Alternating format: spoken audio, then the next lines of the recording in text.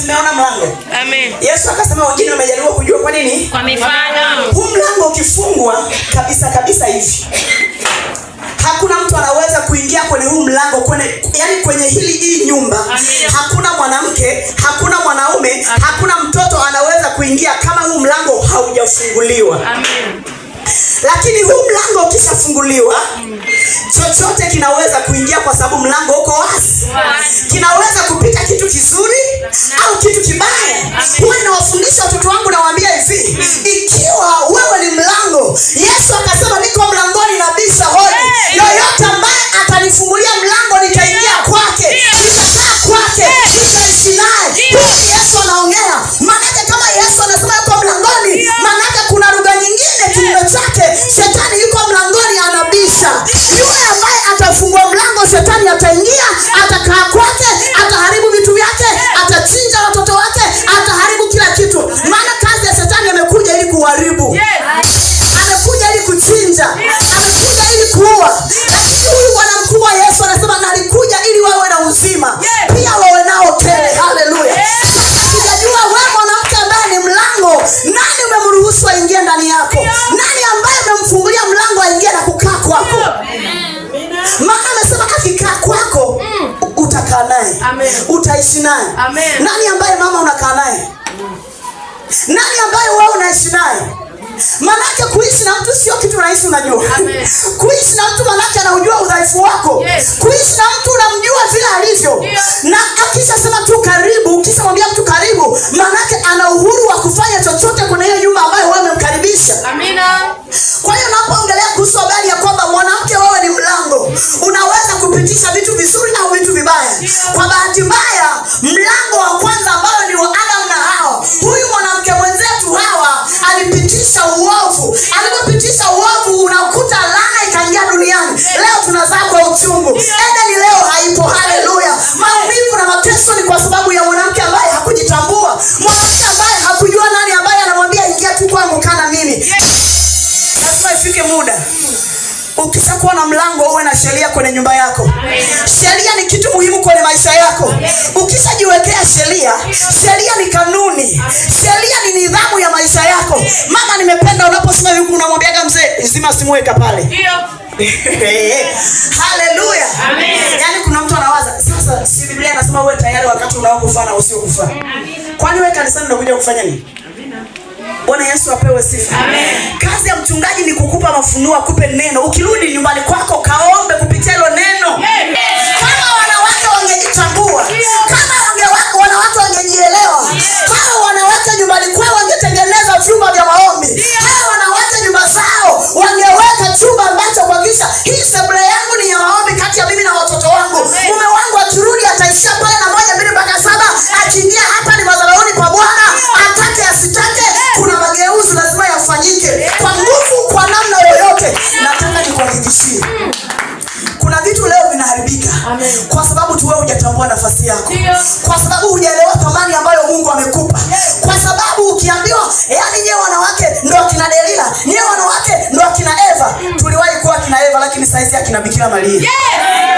Haleluya. Sijui kama unanielewa vizuri. Ukishatambua hiyo nafasi kwamba wewe ni mlango, tumia vizuri huu mlango, usiruhusu kila kitu kipite. Tumia vizuri huu mlango, usiruhusu magonjwa yapite. Maana kama unaweza kuweka sheria, unaweza kusema hivi unaelewa kitu ambacho Mungu alimwambia Musa akifanye kwenye kitabu cha Kutoka. Mungu alimwambiaje Musa? Akasema chinja mwana kondoo, alafu damu pake kwenye mimo ya milango. Maana ile ilikuwa ni sheria kwamba leo muuaji anapopita kwenye nyumba hawezi kupita. Maana kuna sheria unaiweka. Haya magonjwa ya duniani mwaka kwa mwaka kwenye mtao mtuna kupita kwangu hayapiti. Maana kwenye nyumba yangu kuna saini ya damu ya mwanao. Ndio. Wakati wengine mifugo yao inakufa, mimi kwenye nyumba yangu mauti haitembei. Mimi kwenye kizazi changu mauti haitembei.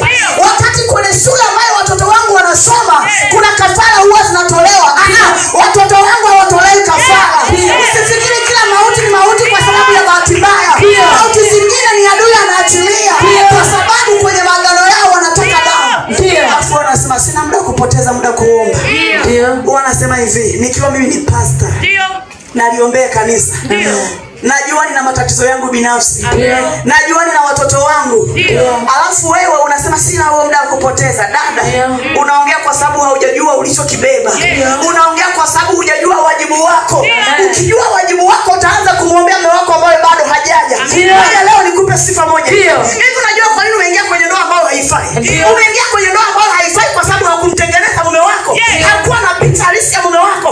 Leo mtu asikudanganye kwamba shida yenu mnaumizwa kwa sababu mliweka picha. Lazima uwe na picha na mahali unapokwenda. Ukiwa na picha na wakati unapokwenda, kile kitu ambacho sio chako kinakata ndani, cha kwako kinabaki. Hata kama kitakuwa kina elimu.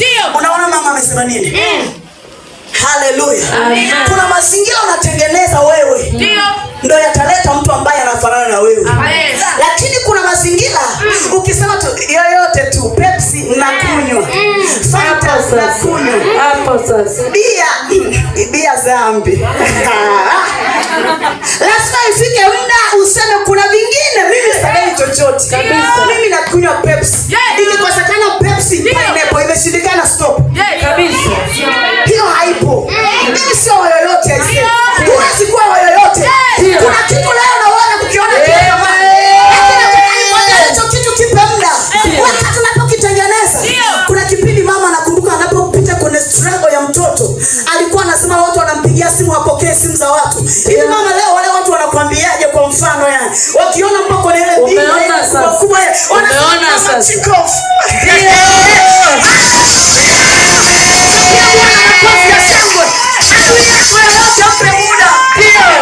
Yoyote ambaye amekwambia wewe umekosea. Maadamu unaye Yesu naye mjali.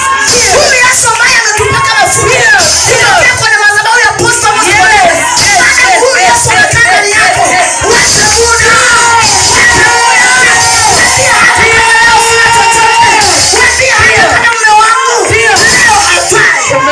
Kuna kesho inakuja. Kesho inakuja.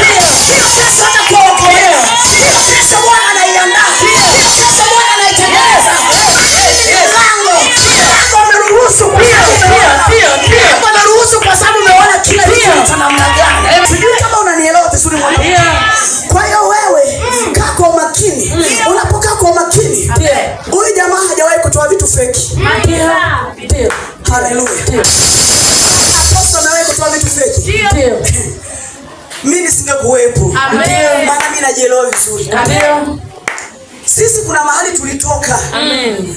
Ndoa ya mama askofu. Ndio. Ametoka tu kufunga ndoa. Hivi ilikuwa mwezi wa 6 mama. Sisi ndo tumetoka tunakoka mwezi wa 9. Huyu mama ndo anaanza kusoma chuo Kirelu. Tunamuona. Kwa hizo suruali kila kitu tunakiona. Kwa hiyo tuliona mahali Apostle alitokea. Unawashuhudia tuliwahi kushikilia kibanda saa 3 za usiku na Pastor Willy. Kila kibanda tunakishikilia ili kisidondoke. Mzee amempeleka mke wake Singida baada ya kuwa ametoka kufunga ndoa sio muda mrefu. Akasema kikidondoka nisiwakute kanisani. Kuna mambo mawili. Kikidondoka nikiwakuta muanze kujenga kipya. La sivyo nisiwakute kanisani. Wewe kuweza. Unafanyaje?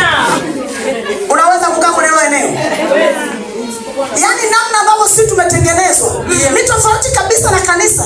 Juzi nikani naongea na watu nikawaambia watu, hivi hata kama kuna mabaya mama tulipanda, lakini hatukuwa na moyo kama wenyewe washirika. Hatukuwa na huo moyo. Kuna vitu baba hakuwahi kutufundisha tulifanya. Kuna vitu baba hakuwahi kutuambia tulifanya sisi wenyewe. Kwa anapoongea kuhusu habari ya kujitambua, kuokoka ni kitu kingine, kujitambua ni kitu kingine. Unaweza kuwa umeokoka, unataka kanisani miaka nenda, miaka rudi, tunakuona huko sila vile. Wewe bado unaokoka wasema hiyo. Tupishe njia tupite.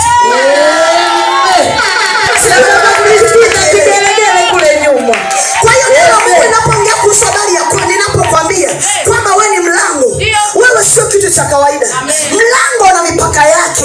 Mlango kuna namna unafunguliwa. Ukifunguliwa kwa nguvu sana unasema fungua kidogo. Haleluya. Kwa hiyo kuna vitu unaviwekea mipaka kwenye maisha yako. Kuna vitu unaruhusu hiki kinaingia hiki haukiwezi kuingia. Kwa hiyo wewe mwanamke ukisimama ndani ya kanisa kama mlango, mabaya yanayotokea kanisani hatuwezi kuyaona.